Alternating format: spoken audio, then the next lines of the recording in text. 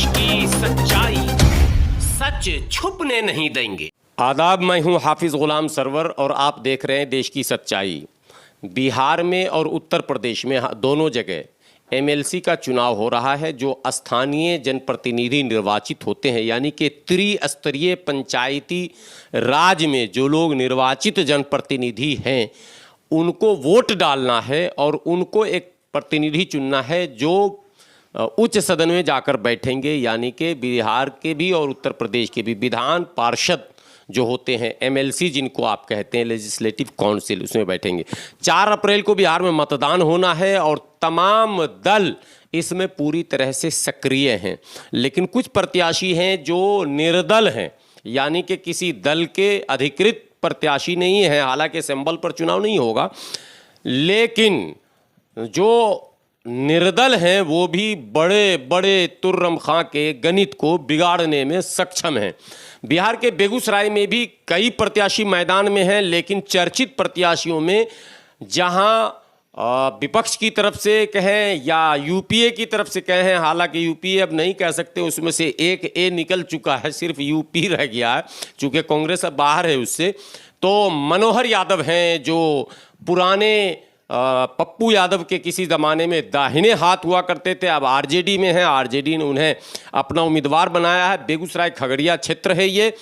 और मनोहर यादव जहां आरजेडी के वाम मोर्चा के और जो भी गठबंधन आरजेडी के साथ है उसके संयुक्त प्रत्याशी हैं, वहीं वर्तमान एमएलसी और भारतीय जनता पार्टी या यूं कहें एनडीए के अधिकृत प्रत्याशी और लोकप्रिय प्रत्याशी कहें रजनीश मैदान में हैं।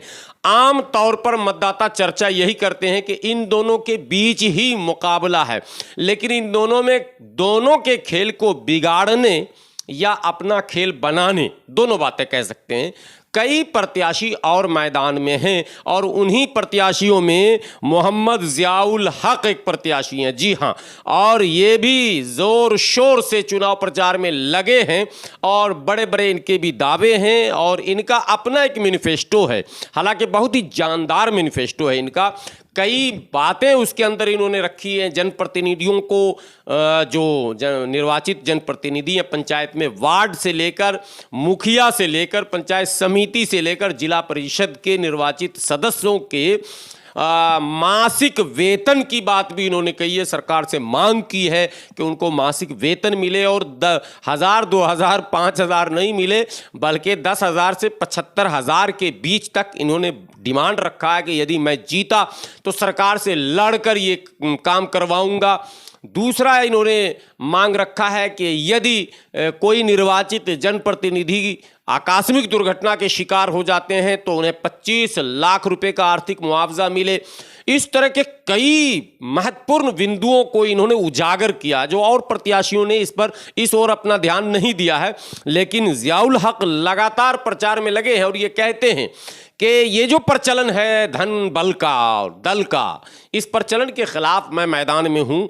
और क्या पंचायत के चुनाव से लेकर और लोकसभा के चुनाव तक वही लोग चुनाव लड़ सकते हैं जो अरबपति खरबपति होंगे, जो दौलत से वोट को खरीदेंगे? यदि ऐसा रहा तो लोकतंत्र की जड़ें कमज़ोर हो जाएंगी। ज़ियाउल हक ये भी आरोप लगाते हैं कि लगातार लोग पैसे से वोट खरीद रहे हैं और वोट बिक रहा है, जिसके कारण एक सही जनप्रतिनिधि का निर्वाचन नहीं हो पा रहा, चुनाव नहीं हो पा रहा और सिर्फ पैसे वाले धनबल और बाहुबल के जोर पर ही लोग चुनाव जीत रहे हैं।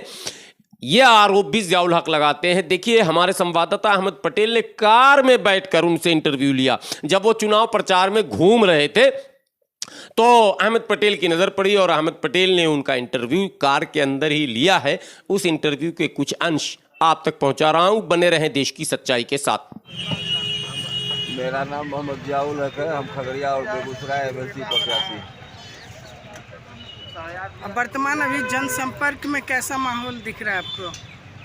हम पिछले 4 महीना से है जितने भी हमारे मतदाता भाई हैं, बहनें हैं और जो बुजुर्ग है, इस समूह से हमारा जो है वो पिछले 4 महीना से जनसंपर्क अभियान जो है खगड़िया और बेगूसराय युद्ध स्तर पर चल रहा है।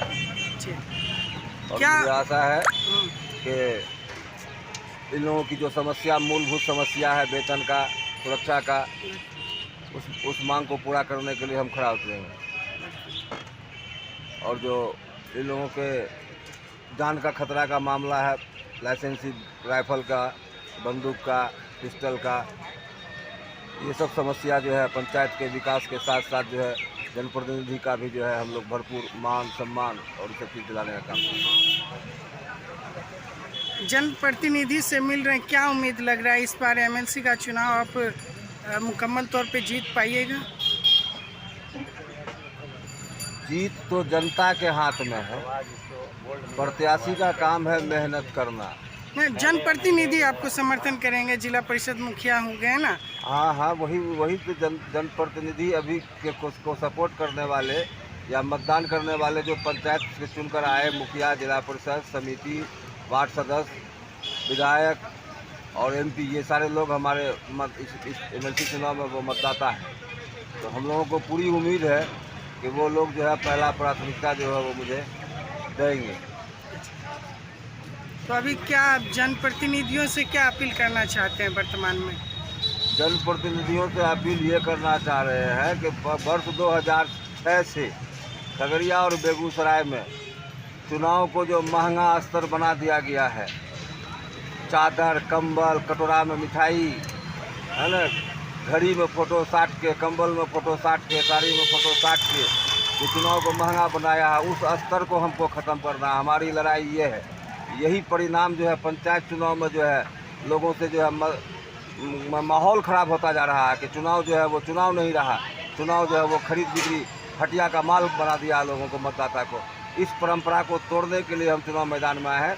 एक मामूली कार्यकर्ता जो वर्षों से समाज सेवा कर रहा है, मेरे जैसा समाज सेवी करने वाला, चाहे कोरोना काल हो या बाढ़ पीड़ित का समस्या हो, हम हर जगह सहरसा, सुपौल, मधेपुरा और खगड़िया जो है जनता की सेवा में 24 घंटा हम खड़े रहते हैं। या कोई भी विपदा आए, हमको आप हर जगह पाइएगा। तो हमारा जो जनसेवा का जो भावना है, इस जनसेवा की वजह कर जो है हमें खगड़िया और बेगूसराय के मतदाता जो जनप्रतिनिधि हैं वो हमें अपार बहुमत से चुनाव जिताने का काम करेंगे। अच्छा, जनप्रतिनिधियों का भी मूलभूत समस्या क्या है सर? जनप्रतिनिधि का मूलभूत समस्या कि वेतन भुगतान जो है, जब 500 रुपया जब लोगों को वृद्धा पेंशन मिलता है तो 500 में 6000 से उसको क्या होने वाला है? 500 नहीं चाहिए उसको, 20-25 हज़ार रुपया चाहिए वार्ड को, 30 हज़ार रुपया चाहिए जो है समिति को, जिला परिषद को 75 हज़ार रुपया कम से कम है। पंचायत के भ्रमण में जनता जो उससे मिलने आती है तो चाय चलता है, नाश्ता चलता है, उसके मान सम्मान पर उसका रख रखाव का खर्च होता है। मुखिया का भी जो है पूरे पंचायत के लोग जो है 10, 20, 50, 100 जो है उसके पास आते जाते रहते हैं। अब कोई भूखा है तो उसको खाना खिलाया, कोई जिसको चाय पीने की ज़रूरत है उसको चाय पिला के सम्मान किया जाता है। तो कंटीजेंसी खर्च के एतबार से जो है उसका डेली जो है 2000 रुपया खर्च हो जाता है। तो कम से कम उसको 50 हज़ार रुपया जो है मुखिया को वेतन भत्ता होना चाहिए। अगर वेतन भत्ता इस सारे जनप्रतिनिधि को मिलेगा तो पंचायत के अंदर जो घोटाला होता है, 3 इंच का ढलाई और 2 इंच की ढलाई और घोटाला जो होता है, तो जब पेट भरा रहेगा तो लोग घोटाला नहीं करेगा। बिल्कुल। इसलिए हम चाहते हैं कि इन लोगों को जो है जो हम बताएं कि इतना के आधार पर जो है वो महीना मिलना चाहिए, तो वो उससे बाल बच्चे का अपना विकास करेंगे, चोरी चमारी नहीं करेंगे और पंचायत का जो है संपूर्ण विकास वो ईमानदारी से करते रहेंगे। और सर, क्रमांक संख्या आपका कितना है? ये भी जनप्रतिनिधियों को मालूम होना चाहिए जो आपको। खगड़िया और बेगूसराय 19 निकाय चुनाव पर विधान परिषद वाला में जो है क्रम संख्या मेरा 7 है। और ये 7 जो है के जो हमको क्रम संख्या मिला है, तो हम मतदाता भाइयों, बहनों और बुजुर्गों से कहना चाहेंगे कि क्रम संख्या 7 पर जो है प्रथम प्राथमिकता जो है वो हमको ज़्यादा से ज़्यादा दें और हमारी जीत को सुनिश्चित करेंगे। और उसके बाद गिनती में हमारी जीत जो है वो पक्की नज़र आ रही है। हम जो है ज़्यादा आओ भाव दिखावा नहीं कर रहे हैं कि 5 गाड़ी से चल रहे हैं, 4 गाड़ी से चल रहे हैं। जनता का जनसंपर्क है, जनसंपर्क अभियान मतदाता से मेरा जारी है और हम दिन रात जो है लगे हुए हैं इसी काम में, ज़्यादा से ज़्यादा लोगों से हमारा संपर्क हो सके।